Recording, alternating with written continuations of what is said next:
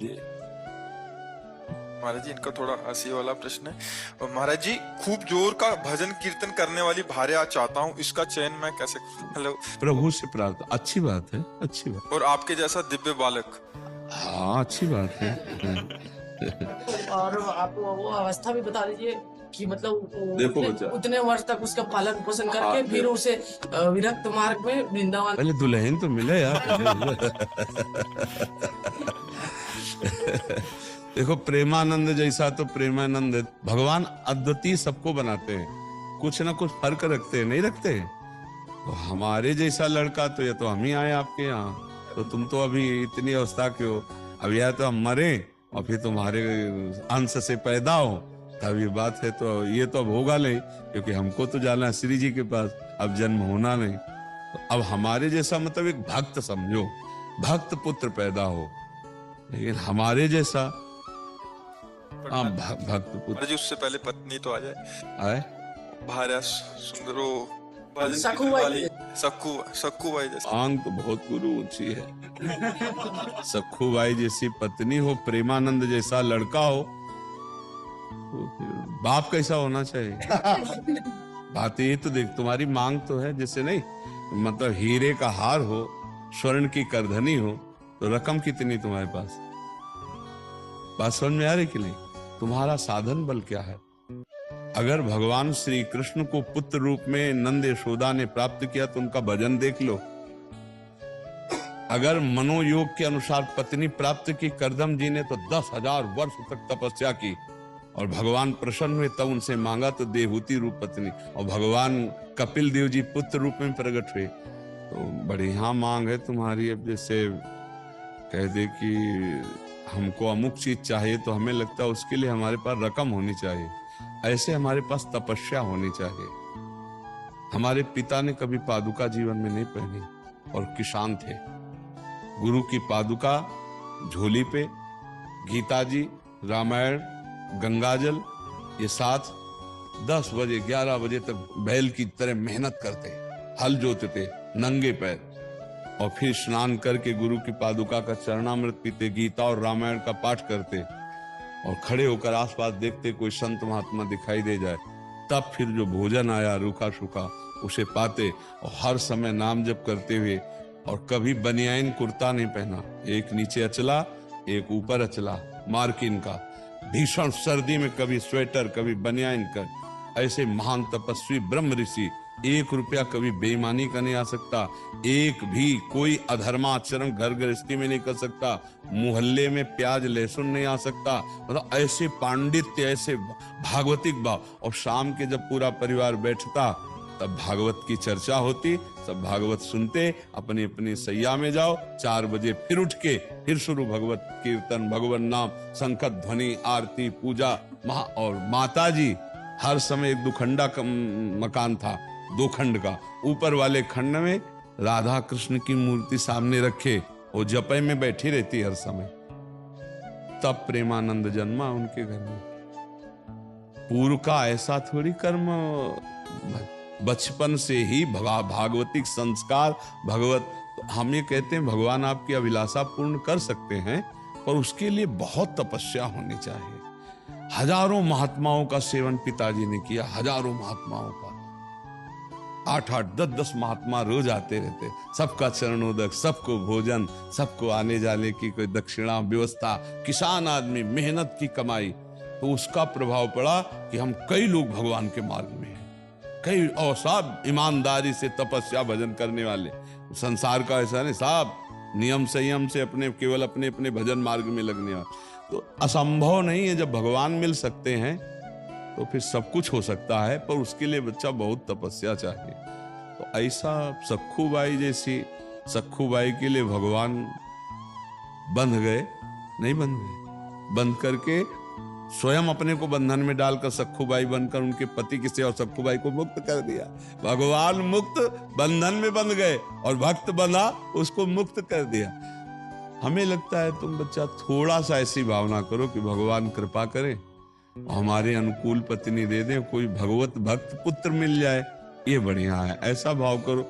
और हमारे अंदर सामर्थ्य नहीं तो फिर आशा मात्र से तो नहीं मिल जाएंगे, नहीं एक आशा करो आपको बाजार में जाके, तो वहां आपको पैसा चाहिए।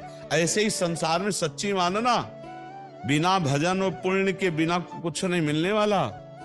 जैसे जो लोग पाप कर्म कर रहे हैं, छीना झपटी कर रहे हैं और खूब धन एकत्रित कर रहे हैं, तो उनका पुण्य नष्ट हो रहा है। और जिस दिन पुण्य नष्ट हो गया तो सब एकत्रित किया भस्म हो जाएगा, देख लेना, सब नष्ट हो जाएगा पुण्य के कारण। तो पुण्य का सारा खेल है। तो हमें लगता खूब नाम जप करो। नाम जप करते हो? हाँ, खूब नाम जप करो। और भगवान से, यार हमें लगता है दुल्हन मांगने की जगह भगवान को ना मांग ले यार, फिर मतलब घुमा के जाने से अच्छा है भगवान को मांग ले कि आप ही मिल जाओ। तो भगवान को हमें लगता है सीधे उन्हीं से मांग करनी चाहिए, और उन्हीं से कहे कि आपको पता है कौन भक्त कैसा है, आप आ जाओ हमारे भावना की पूर्ति के लिए। भगवान बड़े कृपालु हैं। देखो देवकी वसुदेव जी के यहाँ, दशरथ कौशल्या जी के यहाँ भगवान ही तो पुत्र रूप में। उन्होंने कहा आप जैसा पुत्र मिले, तो उन्होंने कहा हमारे जैसा तो हम ही हैं। भगवान सबको अद्वितीय बनाते हैं। भगवान की हम संतान हैं, कुछ न कुछ फर्क मिलेगा, दिमागी फर्क, रूप में फर्क, चाल में फर्क, सोच में कुछ न अद्वितीय मिलेगा। सबको अद्वितीय मिलेगा नहीं, एक जैसा नहीं मिलेगा। कुछ एक जैसे मिलेंगे, कुछ वस्तु है, लेकिन कुछ भेद होगा, क्योंकि भगवान अद्वितीय है तो उनकी रचना भी बड़ी अद्वितीय है। कुछ न कुछ फर्क रहेगा, सब एक जैसे नहीं, उनमें स्वभाव में अंतर होगा, उनकी चेष्टा में अंतर होगा। पर बहुत जोर का भाई प्रश्न रहा।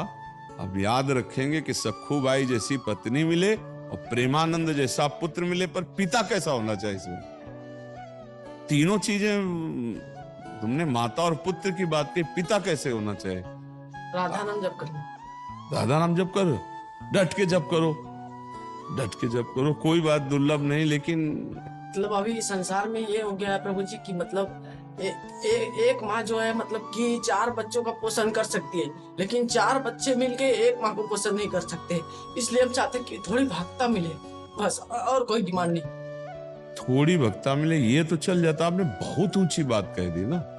भावना करे तो थोड़ा सम्माननीय भावना करे। क्या भगवान मैं जैसा नीच अदम हूं, मेरे अनुसार कोई, मेरे मनोयोग के अनुसार पत्नी मिल जाए, और भगवान कोई ऐसा राष्ट्र भक्त, भगवत भक्त पुत्र के सहयोग प्राप्त हो, तब तो बढ़िया बात। आपने बहुत हाई क्वालिटी की बात मांग कर तो चाह बहुत ऊंची कर दी, और माल पानी है नहीं आपके पास।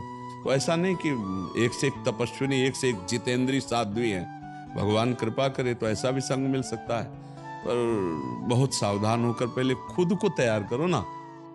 अच्छी आशा रखो, नाम जप करो, थोड़ा दंड बैठक मारो। करते हो कुछ व्यायाम? महाराज जी जब से सुना, मतलब अभी फिलहाल 10-15 दिन से, तो मतलब कि सुबह 4 बजे उठता हूँ। उसके बाद आसन में तांबे के पात्र में रखे, आज ऐसा बताया गया है। हाँ हाँ, थोड़ा व्यायाम करते हो? अब शुरू किया? व्यायाम शुरू किया, 10-15 मिनट करता हूँ पहले। अच्छा, अगर बता दुल्हन ना मिले तो क्या करोगे फिर? तो फिर बाबा जी बनेंगे।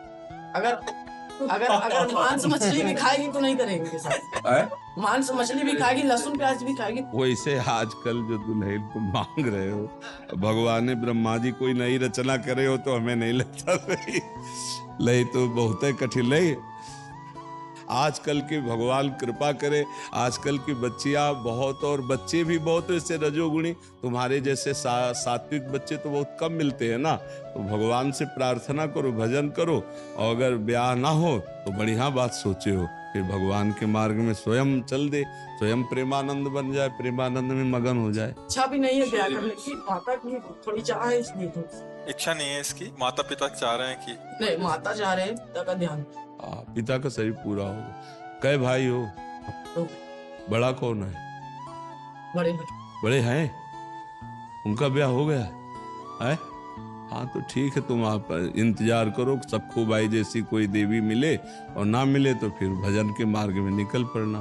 पर अच्छा लगा यार तुमसे बात करके। तुम सात्विक पुरुष हो, थोड़ा सा अभी निर्णय करने में क्षमता कमजोर है, लेकिन आप ब्रह्मचर्य से आज से पक्का बिल्कुल ठीक से रहो ना।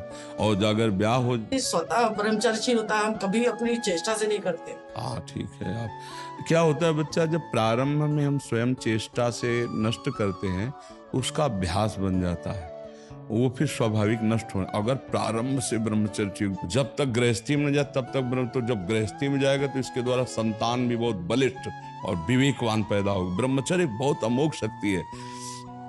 ये समझो कि अगर आप 2 वर्ष ब्रह्मचर्य रहो, नाम जप करो और फिर संतान की भावना और संतान उत्पत्ति करने की क्रिया के पहले भगवान को प्रणाम, समस्त देवताओं को प्रणाम और शास्त्रीय पद्धति, अमुक तिथि, अमुक समय, अमुक ऐसा, और फिर संयोग किया जाए तो वो जो पुत्र हो, 2 वर्ष मात्र ब्रह्मचर्य।